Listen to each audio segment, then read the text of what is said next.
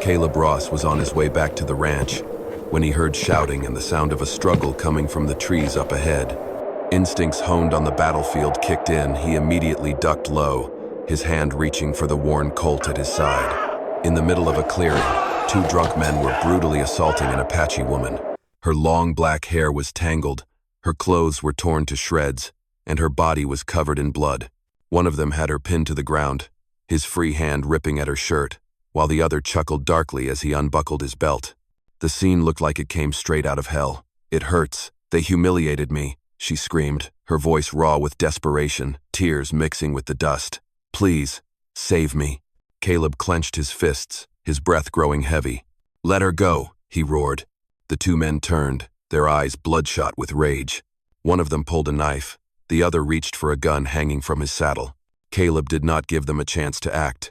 Two shots rang, one bullet tore through the hand of the man reaching for the gun, the other slammed into the ground right next to his face. "Back off, or die." Caleb stepped forward coldly, his eyes sharp as steel. The men cursed, then ran off into the fading twilight. Caleb dropped to his knees and gently draped his coat over the trembling woman. She looked up at him with fear and disbelief, like she had never been treated as a human being before. "You're safe now," Caleb whispered, lifting her in his arms and walking toward his cabin. Night fell over the cold plains of Wyoming, and the wind carried the scent of wood smoke and pine sap. Caleb gently laid the Apache woman on the cabin's only wooden bed, as carefully as if she might shatter at the slightest touch. Her body was covered in bruises and cuts, some still bleeding, others already scarred. But the deepest wounds were not on her skin. They were in her eyes, filled with confusion and despair. Caleb boiled water, cleaned every wound, and bandaged them with care. She flinched every time his hands touched her, eyes wide with fear like a creature that had been hunted too long. "Do not be afraid," he said softly. "I am not going to hurt you." She did not answer. That entire night, she did not sleep. Every time he got close, she curled up tighter, clutching the blanket to her chest like a shield. Caleb did not push. He left another coat on the bed for her, placed a warm bowl of soup by the fire, then stepped outside without a word, sleeping on the wooden chair out on the porch so she could have the space to herself. The tension lingered for days. She ate barely anything, avoided his gaze, and whenever she left the bed, she kept to the corners of the room like she was ready to run at any moment. Caleb kept to his daily routine up at dawn, feeding the horses, starting the fire, placing her food on the table without a single question. He never asked her name. He never demanded her story. The silence stretched for almost a week, until one afternoon when a heavy rain rolled in. Caleb came home after rounding up the cattle, soaked to the bone, with his hands bloodied from a broken fence. He was about to head out back to tend to the wounds himself when she appeared at the doorway. Quietly, she walked over and guided him into a chair. Without a word, she brought warm water and a clean cloth and began tending to the cuts on his hands. For the first time, their eyes met without fear, only a quiet, wordless gratitude. That night, Caleb placed a new cotton dress on her bed, something he had traded for with 3 goats in town. She stared at the dress for a long while, then gave him a small nod. No words were spoken, but something fragile and real had begun to form between them, a delicate trust rising from the ashes of the past. Each day after that, she started coming out of the room a little earlier. She helped him cook, build fires, even lent a hand out by the stables. She still had not told him her name, but she no longer looked away when he met her gaze.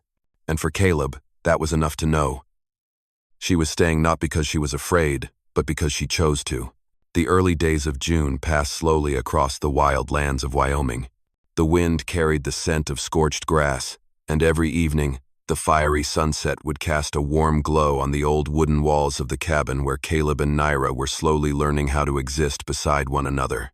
Her fear gradually gave way to light footsteps around the kitchen, hands gathering firewood, or tending to the horses, and he, a man who had lived alone for so many years, was starting to grow used to the sound of another breath beside his each morning. One rainy night, they sat across from each other by the fireplace. The flickering flames lit up their faces, faces marked by too much sorrow. Caleb poured her a cup of hot tea and sat in silence for a while before speaking. "War does not just take lives," he said slowly, his eyes drifting toward the darkness beyond the window. It takes your soul too. Some nights, I still hear my comrade screaming. I still smell the smoke and the blood. His voice did not shake, but his eyes carried a heavy shadow.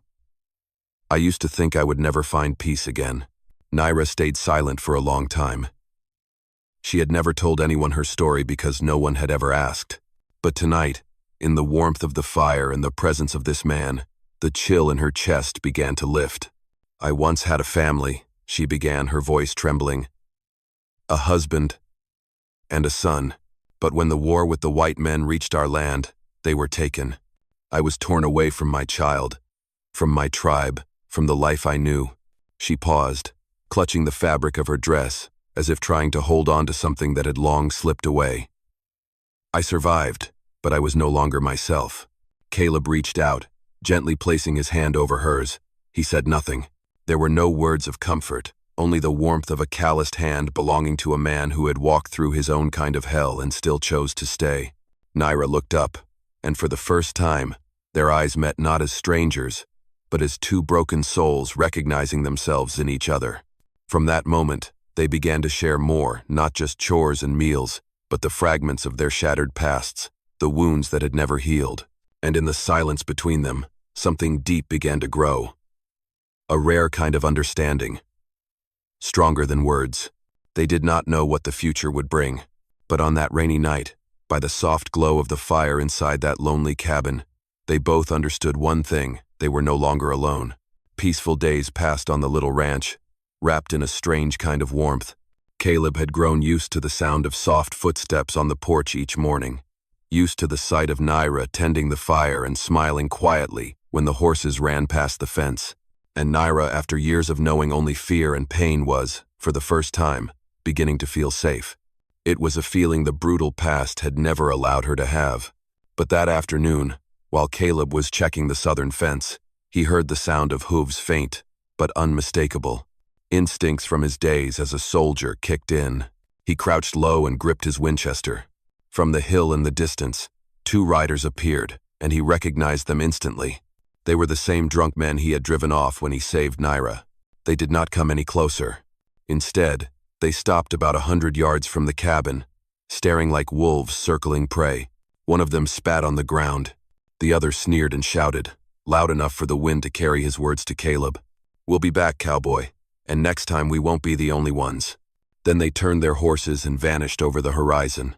But the threat, cold and sharp, cut through the fragile peace Caleb and Naira had begun to build. That night, the air inside the cabin was heavier than ever. Caleb sat silently by the door, his hand running along the barrel of his old rifle. "They are coming back," he said softly, as if stating a fact. Naira sat beside him, the firelight dancing across her scarred face, and for the first time, she was not trembling. She did not speak of fleeing. "If they come back," she said slowly, "I will not run again." Caleb looked at her. In her eyes, he saw more than fear. He saw the will to survive. A fire that had long been extinguished was beginning to burn once more. He gave a quiet nod. "Then we will be ready." In the days that followed, they prepared together. Caleb reinforced the doors, buried traps around the horse corral, and stocked extra ammunition in the cabin. Naira trained with a dagger, learned to handle a pistol, and practiced her aim with a bow every evening. They trained like two soldiers, not for revenge, but to protect the only thing left in their lives worth fighting for: each other. Under the fiery red sky of sunset, Caleb stood with Naira at the edge of the land. The wind swept through her long black hair, and their eyes met in silence. No promises were spoken, but both knew the battle ahead would decide everything, and they had chosen to face it side by side, no matter the outcome. I am truly grateful to have you here. If this story brought back memories of the old days, those dusty afternoons and the sound of hooves echoing in your heart, then go ahead and subscribe to my channel. So every day, we can sit together once more, and I will tell you another story from the West. From that fateful afternoon, when the two men left their chilling threat and vanished over the horizon, the air inside Caleb and Naira's cabin changed. The fragile peace was now only a memory, replaced by the quiet tension of a storm gathering itself before it breaks. Caleb knew they would come back. not just to take revenge for being humiliated, but to assert that sixth sense of power they believed they held. And next time, they would not come as two men, they would come as a group. So he did not waste a single moment.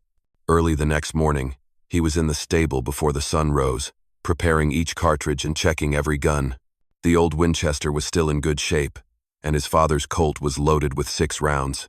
He set up extra wooden fencing around the cabin, buried iron traps along the trail, and strung alert wires made from tin cans around the perimeter of the land. Naira did not stand idle either. Each afternoon she practiced with the bow behind the house, her hands that had once only known trembling now steady and strong. Caleb taught her how to load and how to squeeze the trigger. At first she feared the sound of the gunfire, but after a few days, her hands no longer shook when she pulled the trigger. "I do not need you to fight," Caleb said once, seeing her train without rest. "No," she replied softly but firmly. "I need to fight, not only for myself, but for us." At night, while the firelight danced against the wooden walls, the two of them sat at the table and drew up a defense plan like true soldiers.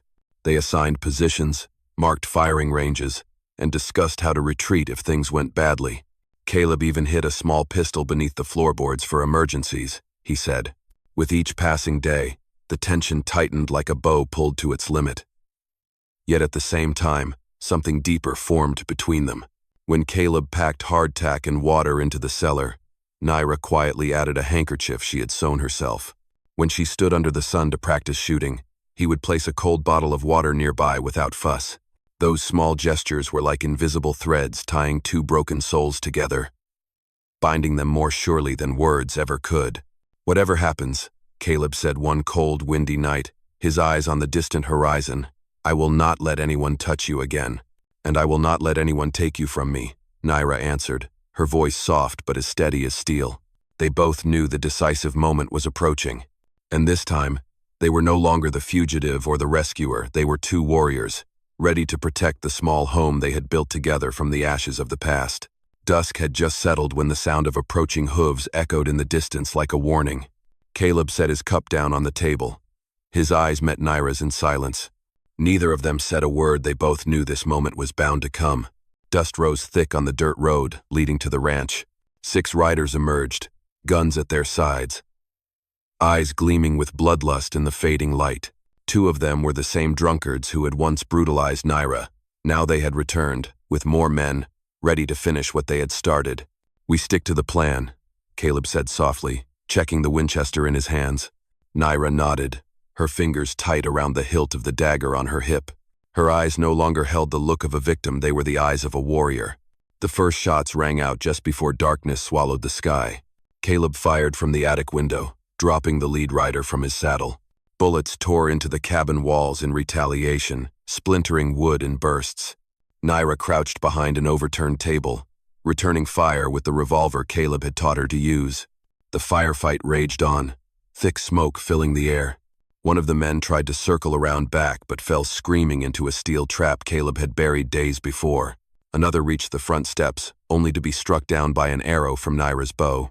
For the first time in her life, she was not running. She was fighting for her life and taking it back. The battle lasted nearly half an hour before it fell silent. 2 men lay dead on the ground. 2 had fled into the night. And the final 2, the ones who had once beaten Naira, were now on their knees, tied up by Caleb right there on the front porch. The night wind blew cold, but in the hearts of the 2 who stood over the battlefield, something fierce and warm had begun to stir. "What do you want to do with them?" Caleb asked, not with anger but with respect. Naira stepped forward. She looked down at the men who had once tormented her, now trembling at her feet. She could end it right here, no one would blame her. But after a long pause, she shook her head.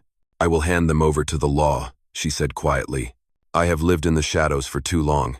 It is time to step into the light." Caleb nodded, and in that moment, he knew she had not only won this battle, she had overcome her past. When the sun rose, the sheriff and townsfolk arrived to collect the prisoners. They looked at Caleb and Naira with different eyes now, with respect. And that morning, on land that had once soaked up blood and fear, something new was beginning to grow. After the fierce battle, the skies over Wyoming lit up with a different kind of light. The early breeze carried a cool freshness, sweeping across land still tinged with the scent of gunpowder and blood. The cabin that had served as a fortress through the long night now stood quiet. But inside, something had changed, not just in the bullet-marked walls, but deep within the hearts of two souls who had once been lost. The sheriff and the townsfolk had come, shackling and leading away the attackers. As the silhouettes of those men disappeared over the horizon, Caleb turned back toward the cabin, where Naira knelt, picking up splintered wood from the floor. The morning light fell across her face, glistening with sweat and tears. Caleb stepped forward and gently took her hand. "That's enough, Naira. You do not have to clean away all of what's left behind. We will rebuild." She looked at him, and in her deep black eyes, he saw something he had never seen before: hope. That night, by the firelight, Caleb took out a small, weathered wooden box. Inside it was a silver ring, the only thing he had left from his mother. He turned it slowly in his hand, his fingers trembling just slightly, then knelt down on one knee in front of Naira. "I once thought my life would end in silence, buried under the weight of war," he said. "But then you came and everything changed. I do not want you to be something I feel I must protect.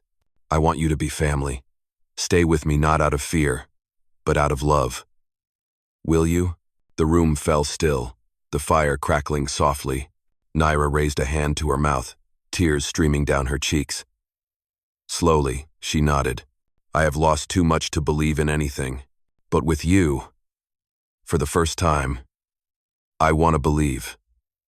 Yes, I will stay." Caleb slipped the ring onto her finger. It was a little loose, but just right enough to bind them together. They held each other in silence, no flowery words needed. Their love had not been born from empty promises, but forged through blood, tears, and the quiet courage they had shared. That night, as they leaned into each other beside the fire, Caleb whispered, "Tomorrow, we begin again. A new home, a new life, and this time, we will never be alone again." Spring arrived gently on the Wyoming prairie. The snow slowly melted from the hilltops, revealing a blanket of fresh green grass that stretched all the way to the horizon. The wind carried a new warmth, and the earthy scent of rain-soaked soil like a quiet reminder that life always finds a way, even after the darkest of seasons. The cabin that once stood as a fortress for two lost souls had now become a true home. The wooden door had been repainted, the new fence stood strong, and in the backyard, a small garden was beginning to sprout. Each morning, Caleb rose early to stoke the fire and make breakfast, while Naira watered the garden beds and called to the horses with that gentle voice he loved more than any sound on earth. One evening, as the sunset bathed the prairie in gold, Naira stepped out of the kitchen, her face glowing. She took Caleb's hand and placed it gently on her stomach where new life was quietly growing. "We are going to have a child," she whispered. The words, simple and soft, struck him like lightning. In that moment, every wound from his past war, loss, loneliness seemed to melt away, replaced by a joy so pure he had once believed it was beyond his reach. They were married in a quiet ceremony, with only the sheriff, a few close friends, and the golden light of the setting sun as witnesses. No fancy vows, no music, no celebration, just two hands joined together, and a promise to walk through life side by side, come rain or shine. As time passed, the child grew within Naira, and each new day was a new chapter of happiness. Caleb built a small wooden crib in their bedroom, and Naira, each night before sleep, would rest her hand on her belly and tell the baby stories of how its parents had fought to find each other.